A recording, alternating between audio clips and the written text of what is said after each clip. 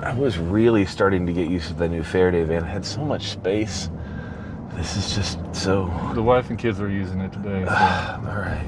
Well, guys, as promised, we need to focus on the massacre that's going on in Syria right now. We want to fill in some of the details that we've heard, not from the legacy media, which is always trying to censor the truth of what's going on because they don't want the world to know what's going on. Anyways, the Alawites and the Christians are being wiped out in the northwest region of Syria called Tartus and Laodicea.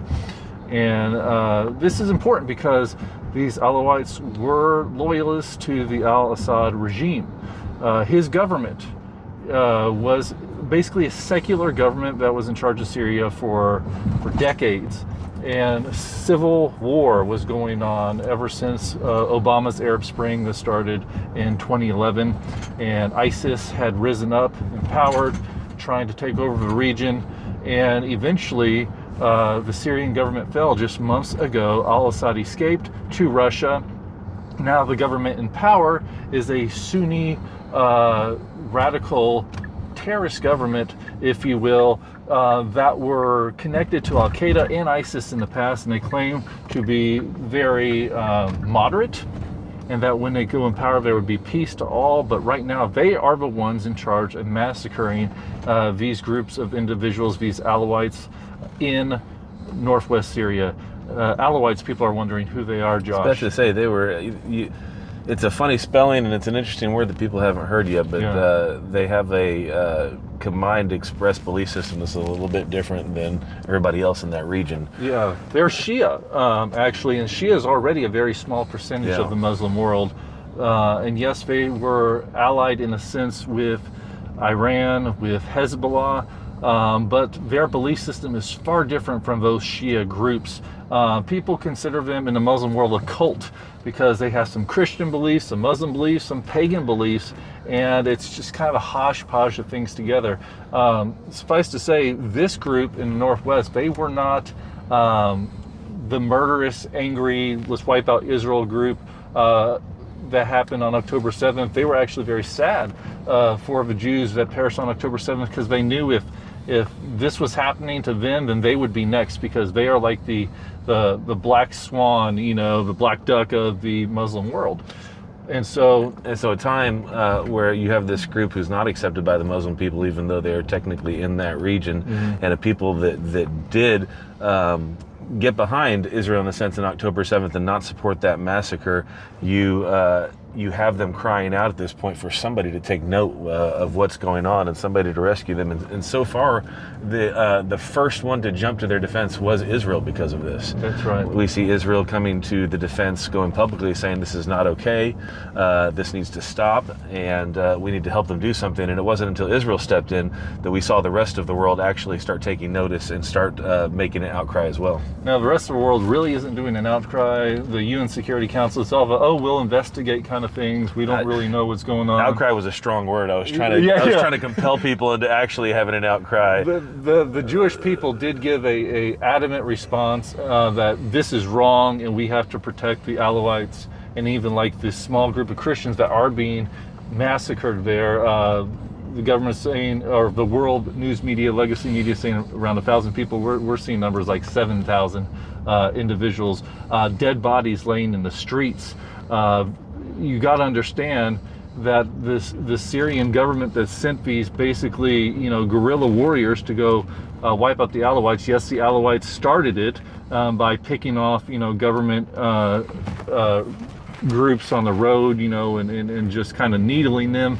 But it's blown into a all-out massacre to where they were live streaming, the Sunni Muslim groups were live streaming the murder, the massacre of civilians. And these weren't the military people they were attacking civilians in their homes, going door to door, dragging them out, raping, pillaging, murdering the women and the children, carving hearts out of chests. I mean, this is the most brutal form of murder that was going on. And they stopped videoing it and live streaming it, but it doesn't mean they still aren't doing it. The massacre is still going on right now.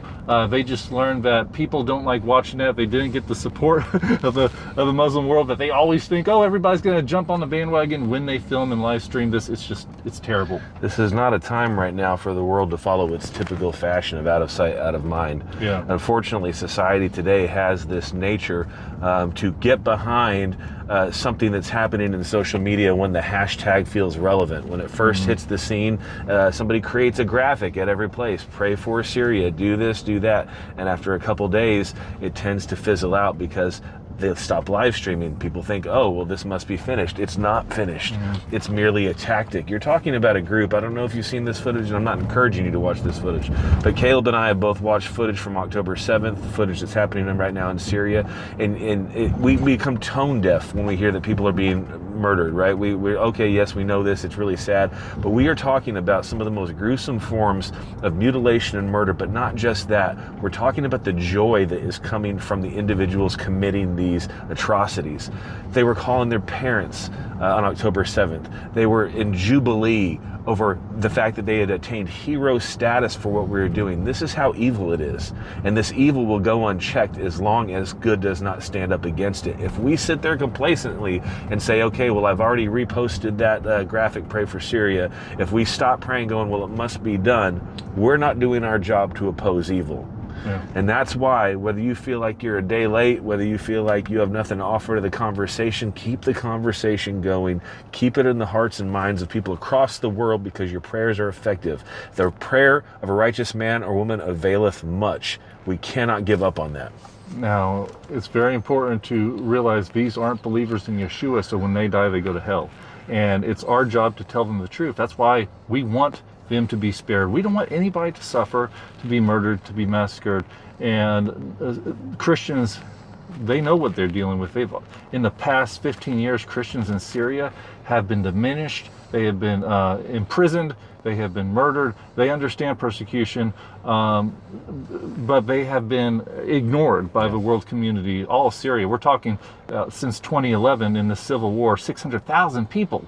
600,000 people have been ethnically cleansed, massacred. Turkey is now the ringleader behind this current government. The leader, Al-Julani, he is just a puppet by the Turkish government, by Erdogan. They are massacring Kurds on the border of Turkey and Syria. This is all about ethnic cleansing.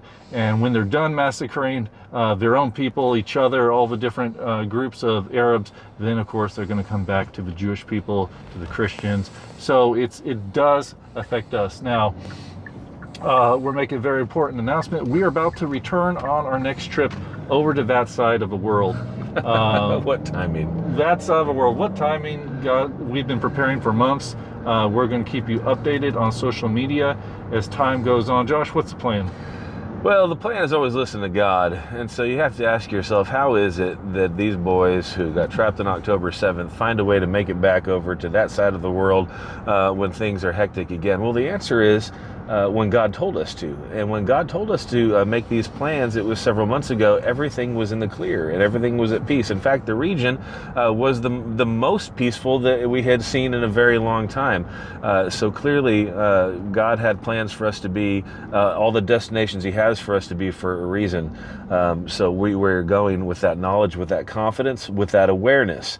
We go on these trips with wisdom. I make a lot of jokes at times about different things, and that's my personality. But the reality of this is that we are fighting a spiritual war in life.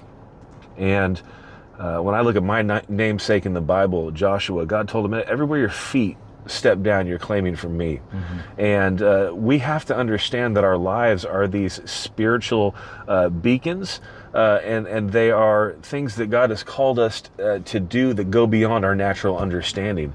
God has a history with us, of Caleb and I, of sending us into places as His ambassadors spiritually to take on the forces of evil. This is not to say that we esteem ourselves higher than anyone else. This is to say we understand the calling that He's put in front of us, and so we can go in there without fear. But it takes a myriad of those behind us praying and interceding on our behalf and on behalf of reason God has us to go.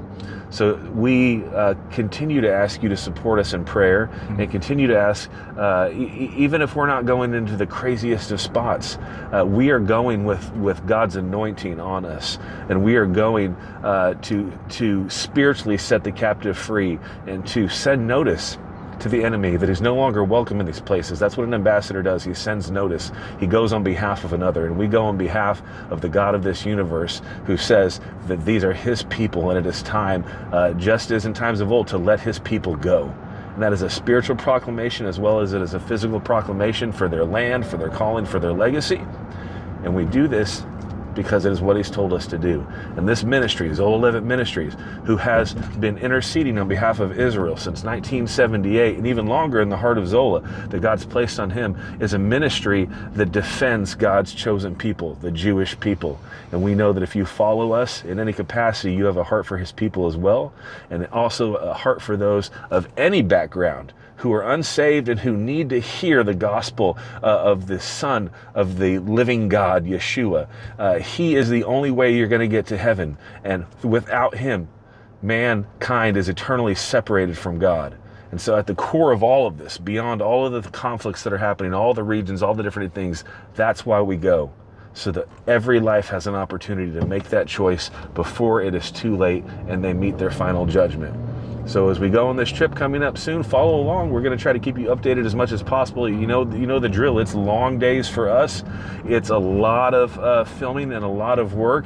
And then, of course, facing whatever it is unknown that tries to alter all those plans. But we're a family, and we want you all to come along with us, to be updated and to be encouraged that this is not a time to fear. This is not a time to hold back, but this is a time to confidently stand for the truth, and to know that if God's before us, who can be against us? So join us, guys. It's gonna be quite a long and interesting trip, and a lot of surprises on the way that God has in store for us and you, and we're taking you along the journey. Just follow us on social media. You'll see all the crazy stuff that's gonna be going on. Just think of the amazing position you're in. No jet lag. You don't have to pay extra baggage fees. Yeah. You don't have to sit between the two guys that don't wear deodorant because they're European and they eat a lot of curry and smell funny. You don't have to. No, other people. Yeah, you don't have to go into these other places. I mean, you get to do it all from the comfort of your own recliner. Brian S., I know you're up all the time. You'll be with us there in spirit. Always hashtagging, always supporting. Love that guy. That's what we're here for, our family.